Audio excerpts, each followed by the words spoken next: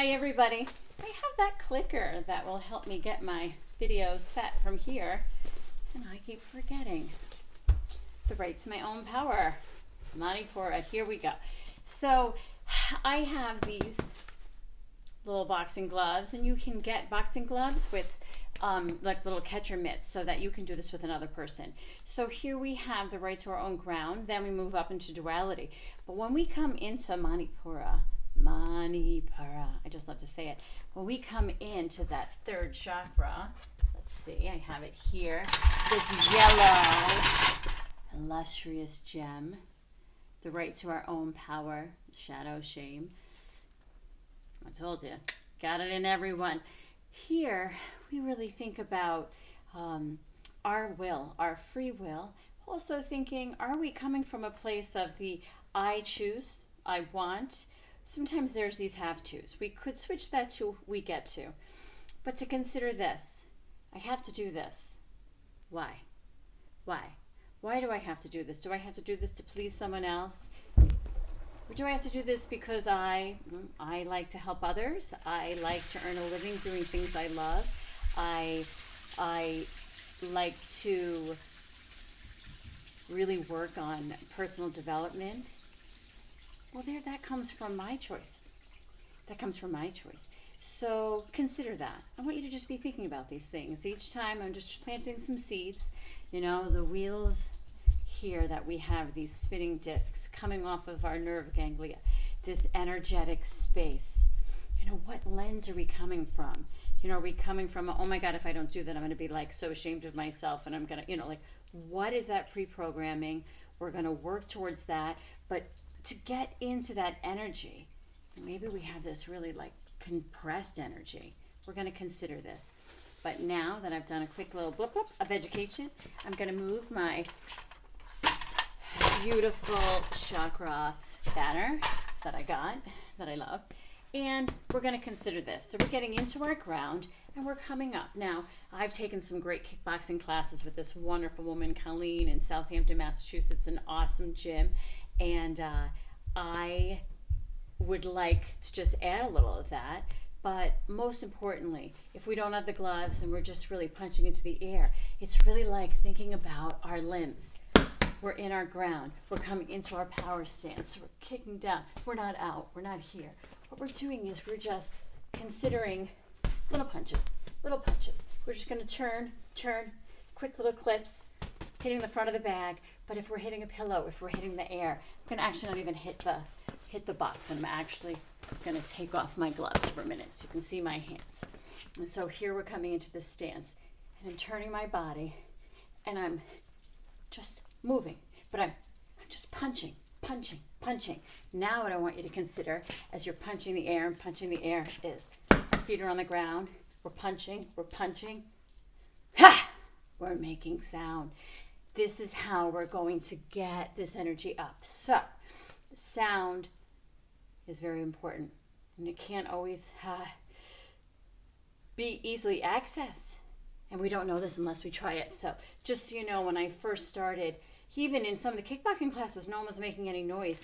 And I used to look at this box, this bag, and I'd have a really hard time thinking about hitting.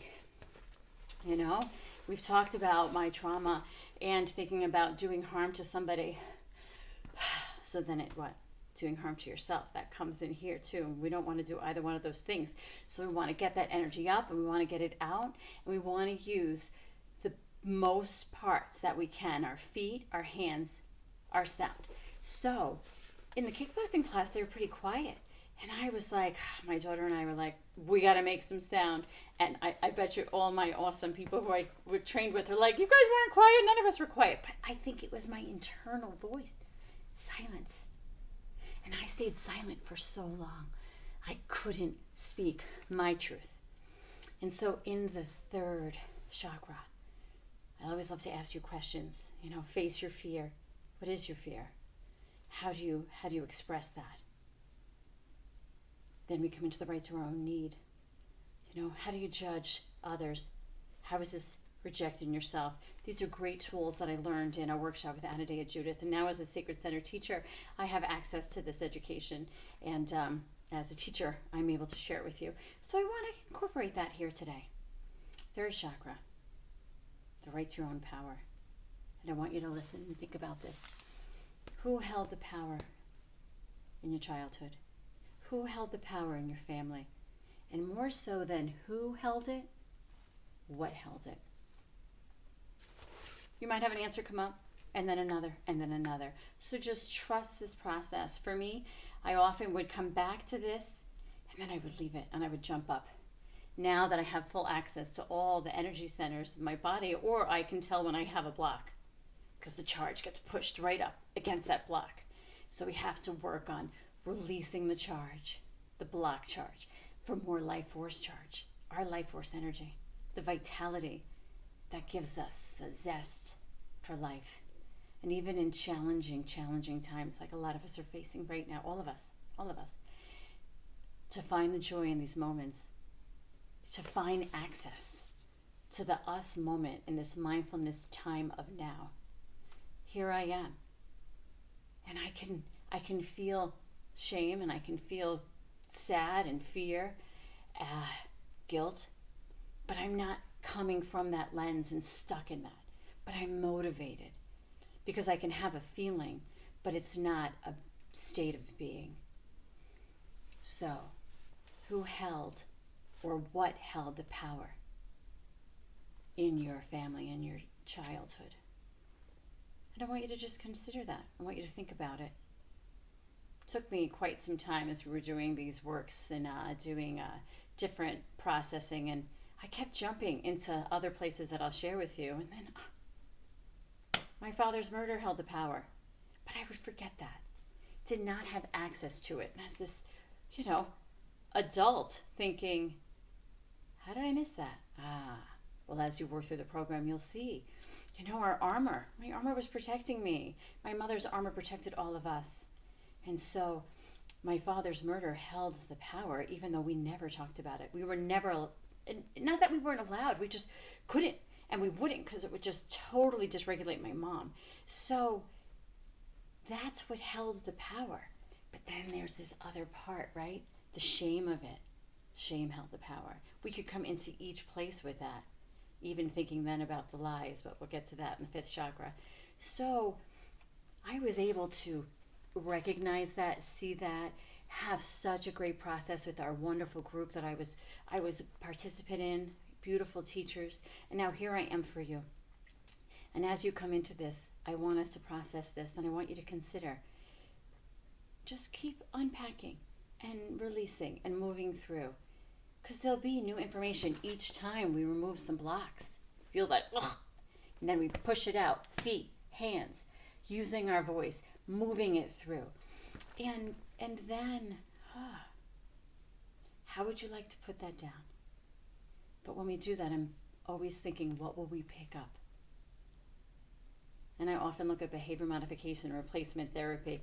I utilize exercise. I love to move. And I had a lot of extra charge blocked. Ting! All that charge in that little body. I actually haven't ran a marathon in quite some time.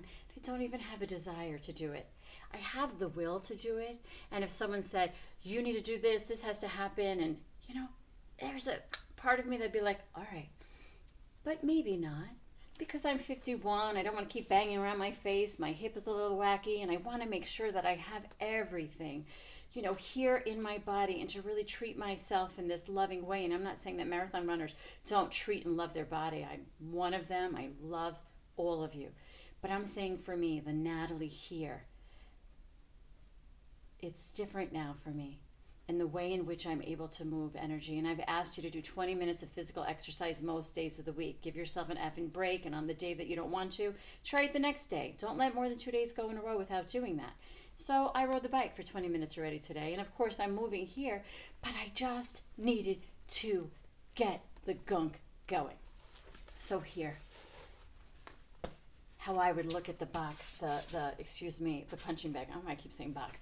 The punching bag at first, as I started putting cancer here, addiction here, abuse here, neglect here. So I didn't really want to punch anybody in the face. I'm going to say that I'm a New Yorker. I think I'm so funny, but I was really happy with punching cancer. Think about it. You know, my dad lost his mom to cancer. I lost my beautiful angel up in heaven, Jackie, to cancer. I totally want to punch cancer. I can just even feel it, right? You can get mad. We're allowed to get mad. Anger is a part, an emotion, a human condition. It's part of us. We're allowed that emotion. We're allowed to feel that. It's to not be in an angry state of being at all times and going through your life in that way. That's when the adrenals really get depleted. That's when we have excess heartburn, and we have a lot of our internal organs are basically on fire because our fire is smoldering right here in this place. And we can release it. So, murder, right? Even criminals and crime and all of that. I mean, I'm kind of punching my dad a little bit with that too, but that's all right. But I think when I think about really what I'm punching here a little bit now.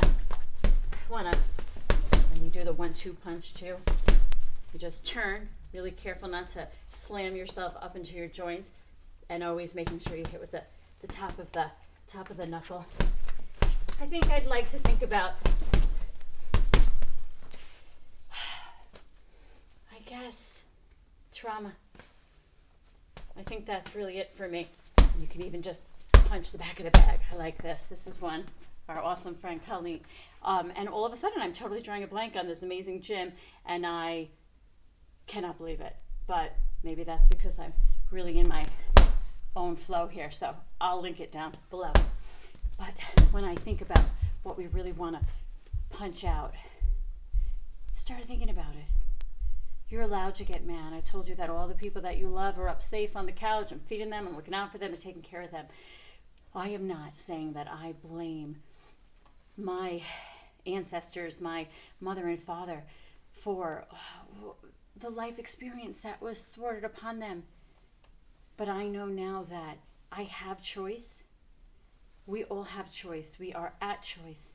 And even in moments that we think we don't.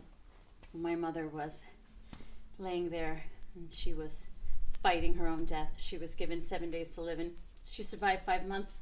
Hospice kept apologizing. Everybody apologized. And I was like, well, first, you don't tell an Irish woman the day she's going to die, because she clearly is going to prove you wrong. And I love that about my mom. And that my mother was such a trauma survivor that she needed so little, even just little moments of air, to survive 5 months and months and months longer than any of the medical professionals said she would. But what was really nice and kind of hard, which is why I have reoccurring shingles, because I got it from sleeping on a floor in a hospital in New York, because it was a little too scary to run across Central Park to go back to her apartment. That was in a little bit of a challenging place if I was to go at 11 o'clock at night. But what we got is the last 5 months of her life, often holding hands together. And my mother still couldn't even talk about dying. Natalie, just stop saying that. It's just a cold. If I can just get rid of this cold. But it was finally for myself, as I was able to move this energy out. I was like, Mom, I love you, and I love me. And it is important for me to ask you to recognize that you are dying and that this is not a cold. I need that clarity, Mom. I need to be able to say that. And I'm not trying to hurt you. I am trying to hold you with loving support while I hold myself. She would hold my hand and we would ride the wave. I didn't have to power over her and say, you are, and da-da-da. I just could hold myself. And I didn't do this over and over again. I might have only said it 2 times in all of those months. But that was 2 times more than I had ever before. It was enough for me, because I had me. And it was really nice to have this time with her. There's a lot of really amazing things that happened during that time. But I want you to know that being able to have access to my own needs, facing my fear, taking my will and my fire, and using it for myself, is a huge gift for me. And I'd like to offer that for you. So there's some options here. I'll make just a kickboxing video. And if you'd like to see that, I'll put that there. But when we're here and maybe we don't have this, let's just picture that we have a pillow and that we can ask someone to hold a pillow for us. And really, I want you to just punch, and not even like throw how I just did. Just really quick, jab, punch, jab, and really protect the face. I could always hear Colleen, hands up, protect the face. Really thinking about the solar plexus, and sometimes we can even take monkey hands, I call this, and so you're just get the sound. And then we ignite the fire. See how red I am? And it's a little chilly down here in the basement. So we've got the quick punching, 1, 2, or 1, 2, 1, 2. Protect the face. Not 1, 2, 1, 2, 1, 2. You are protecting yourself and you are getting in your fire. Got it? Now we can just side. Boom, boom, boom, boom. And we're holding our core straight. We are engaging. We're not collapsing. Right around our rib cage, protecting these vital organs. And our legs are charged. I can feel it because I'm in a squat. I'm tucked. I'm not kyphotic. I'm tucked. And punching, punch. And now here we go. Ready? Ha! Make a number. Stick to it. And then try a little bit more each time. So, Manipura, the right to our own power.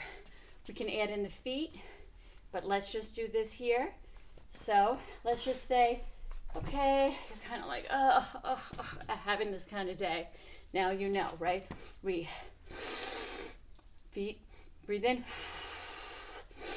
And even now, because I'm pretty charged, I'm gonna push my feet down and out, and then, and if I can activate, and everything is charged up. For me, I run very hard charge. I know I've said this. So I might want to do a few discharges. So I'm going to do this video twice, but just going to go to 20. And I have a lot of charge. So we're going to take our hands together, grasp them together. We're going to do the wood chopper. And so we're going to come up here. And I just, so you know, my feet are planted about hips width apart. They're face forward. My hands are up. And I'm just going to swing down and up. And my necklace that I love, my little Scorpio necklace from my beautiful guardian angel Emily, just hit me in the tooth. So I'm going to be mindful of that. So we swing up here, and we're taking our hands like we're chopping wood. So if you want to discharge, what you'll notice, I'm going to go fast to try to get that out. But just consider, we can also go slow. Find what works for you. So,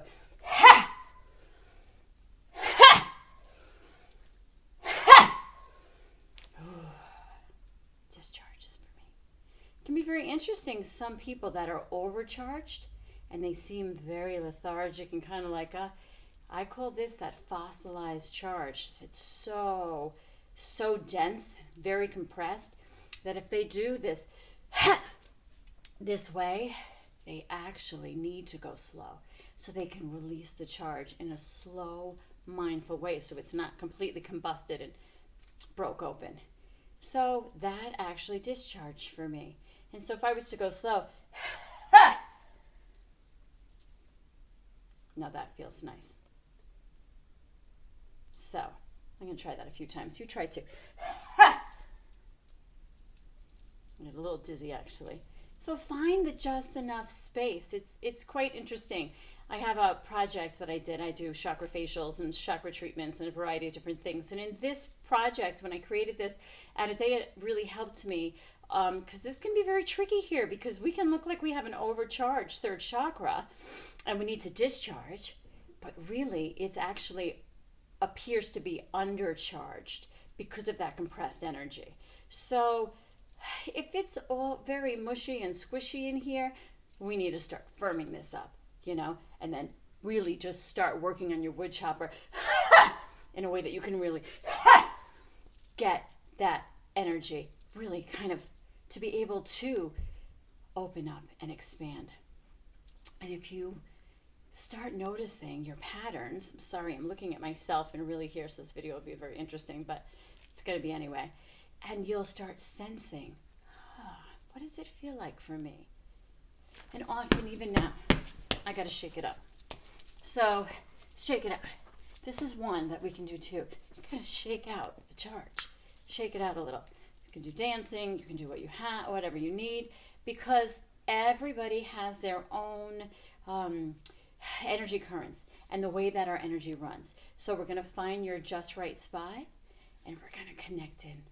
So thank you for listening today. A few more videos to come for the third chakra.